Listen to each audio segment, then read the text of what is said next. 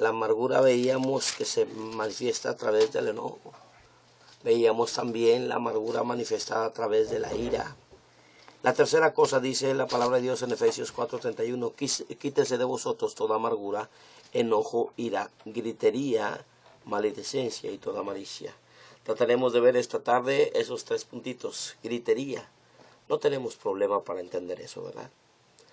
Esto es cuando las personas están tan llenas de su amargura que no tienen empacho alguno de empezar a gritar en donde quiera que estén.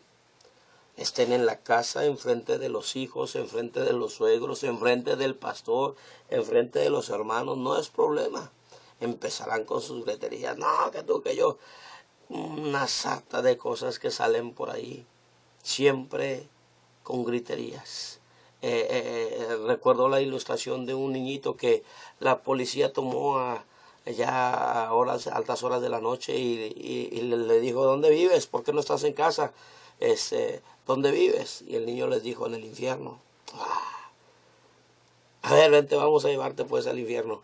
Y ahí el muchacho les condujo a la casa. Cuando llegaron a ciertos apartamentos, les dijo el niño, allá en el tercer piso. Los policías llevaban al niño tomado de la mano para entregarlo a sus padres. Apenas iban subiendo el tercer piso y se empezaban a escuchar los gritos. Eres una triste bruja. Y la otra le contestaba, tú eres el mismísimo demonio. Y el niño les contesta a los policías, no les dije que vivía en el infierno. La gritería, hermanos, es uno de esos terribles frutos y cada vez van a aumento. Primero es enojos, luego ira, y la gritería lleva estos dos, el enojo y la ira. No importa quién esté. Y aunque le diga, no, cállate, no, mira, no, que se enteren todos de una vez, pues de una vez, y lo grita a los cuatro vientos, sea hombre, sea mujer, el amargado siempre estará lleno de gritería. No puede hablar correctamente, no le puede hablar bien a sus hijos, no le puede hablar bien a su esposa, no le puede hablar bien a su cónyuge, a los hermanos en el trabajo, nada, porque está lleno de amargura. La cuarta cosa, es maledicencias. Estas son las maldiciones.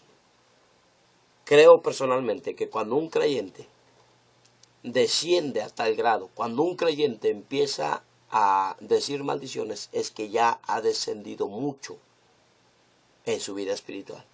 Un creyente que empieza a decir maldiciones, sea con las manos, sea con señas, sea con su boca, ya está cayendo demasiado bajo. Algo de lo primero que Dios nos quitó fue precisamente eso, las maldiciones. Y cuando un hombre empieza a descender, es que la amargura ya está a flor de piel. Un hombre que empieza a maldecir. No te imaginas, querido amigo, no te imaginas, querido hermano, lo terrible que son las maldiciones. Dice la palabra de Dios que hay generación que maldice a su padre y a su madre no bendice. Hay jóvenes que cuando sus padres les corrigen los maldicen y parece ser que nada pasa. Dice la palabra de Dios que a tales personas los cuervos de la cañada les saquen los ojos y se los coman los hijos del águila. La palabra de Dios nos enseña que tales personas, tales hijos eran dignos de apedrear. Un hijo que maldecía a su padre y a su madre era digno de muerte. Mas hoy en día parece ser que nada pasa. Los padres agarran a los hijos y los maldicen. Los maldicen, les dicen maldito muchacho. La esposa al esposo, el esposo a la esposa le voltea a ver y sin empacho alguno le dicen maldito. Se enojan y lo primero que hacen es maldecirse. Las maldiciones, hermanos, sea de cualquier maldición vulgar, precoz, cualquier cosa que se les ocurra del mundo, cualquier cosa, créame que cuando la palabra de Dios habla de una maldición, habla de una oración que se está haciendo. Y te dije que muchos de nosotros ignoramos el impacto de las maldiciones. Aquel borracho de Noé se le ocurrió ponerse hasta las chanclas y ahí andaba y empezó a bailar la del moño colorado, se quitó la ropa y quedó ahí tendido, completamente desnudo. Resulta ser entonces que él tenía 3 hijos y el de en medio, Cam, Resulta que viene y ve su desnudez, y vaya usted a saber lo que significa ver su desnudez. Mas sin embargo lo dijo a sus dos hermanos. Y vinieron entonces Jafet y su otro hermano, y empezaron caminando hacia atrás, vinieron y cubrieron la desnudez de su padre. Cuando el papá, cuando Noé se da cuenta de lo que había hecho su hijo Cam, le dice: ven para acá, Cam, pero no venga solo, ven para acá. Viene Cam y trae a su hijo Canaán. Y Noé lo empieza a ver fijamente a los ojos y le dice: maldito sea Canaán. Agarró al hijo de Cam y lo maldijo. Y cuando usted estudia ahí en Génesis capítulo 5 y más adelante esas maldiciones, vas a darte cuenta que la descendencia de Cam empezó, de Canaán, perdón, fueron aquellas que terminaron poblando las ciudades de Sodoma, de Gomorra, de Adma y de Seboim. ¿Por qué? Porque un padre inconsciente, perdón, era el capítulo 9 y lo verá luego en el capítulo 10 de Génesis, porque un padre inconsciente se le hizo fácil maldecir. No te imaginas, no te imaginas lo terrible que viene con todo eso.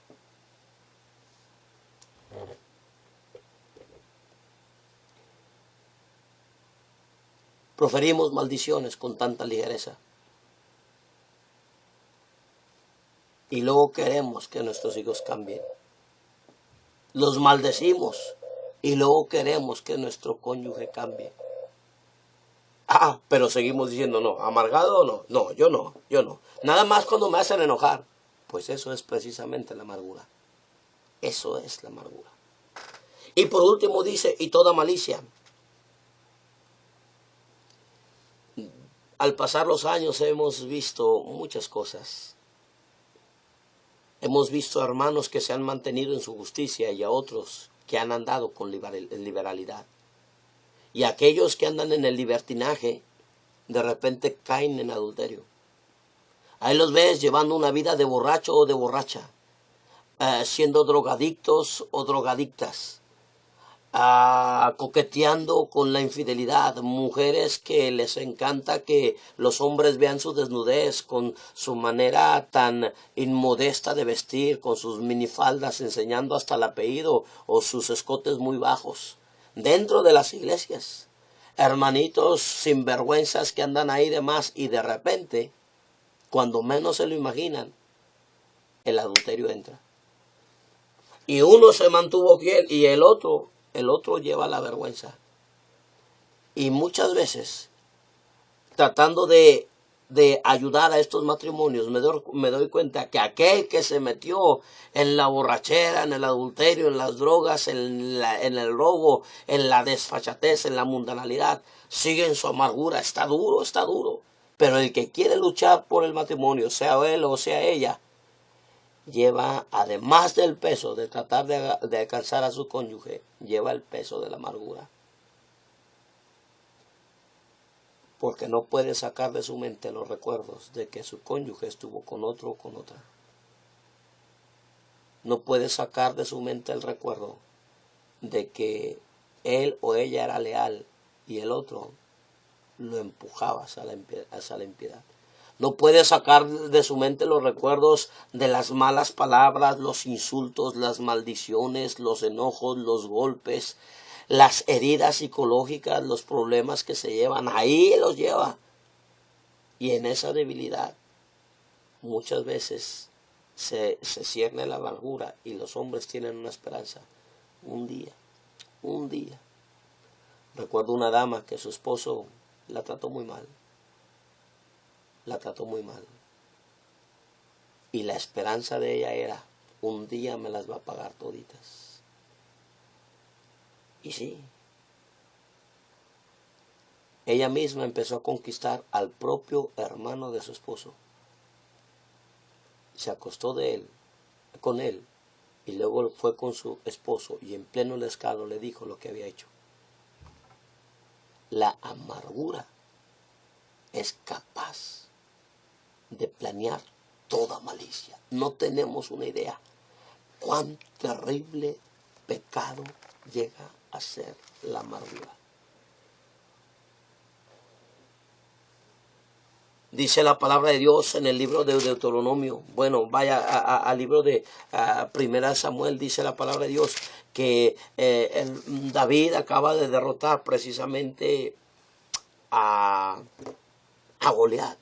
Y dice el versículo 6, aconteció que cuando volvían ellos, cuando David volvió de matar al filisteo, salieron las mujeres de todas las ciudades de Israel, cantando y danzando para recibir al rey de Saúl, con panderos, cánticos de alegría, con instrumentos de música, y cantaban las mujeres y danzaban y decían, Saúl hirió a sus miles y David a sus 10,000. ¿Era verdad esto?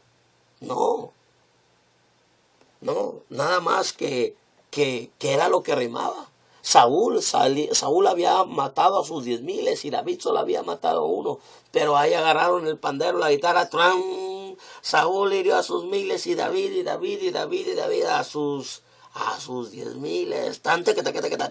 No, y la tambora empezó a recorrer por las calles. Allí iba todas las muchachas danzando y cantando la rima, aunque no era verdad. Pero dice la palabra de Dios que esto lo agarró Saúl personal.